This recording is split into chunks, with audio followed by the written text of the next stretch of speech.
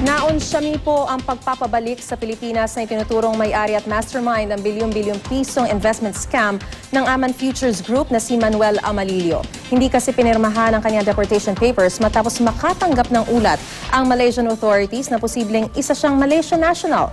Narito po ang aking report.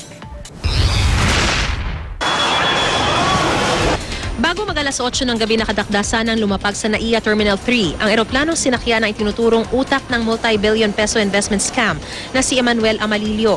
Mahigpit ang naging seguridad sa airport dahil itinuturing daw na high-risk detainee si Amalillo. Marami ang mga umantabay na security personnel kasama ang karagdagang puwersa ng PNP Aviation Security Group.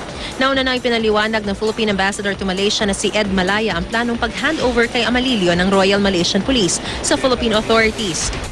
I-escort si Amalillo diretso sa eroplano, iuupo siya ng RNP officers at doon na ang handover ni Amalillo sa ating police attaché.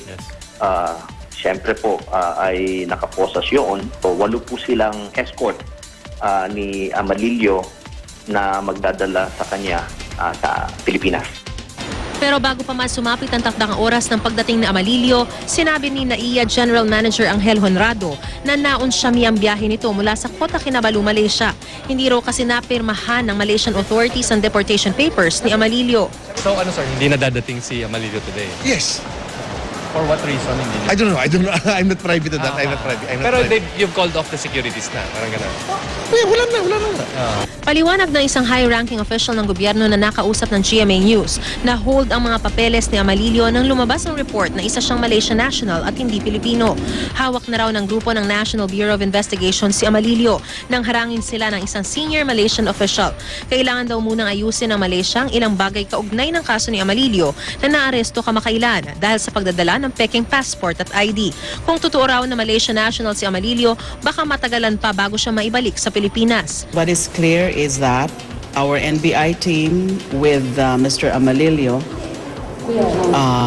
were about to board already the plane. They were stopped. I think the police commissioner, they have no choice. Kasi ang sabi either, hindi talaga namin ibibigay si Mr. Amalillo. It's either you leave, you can stay, or you can leave.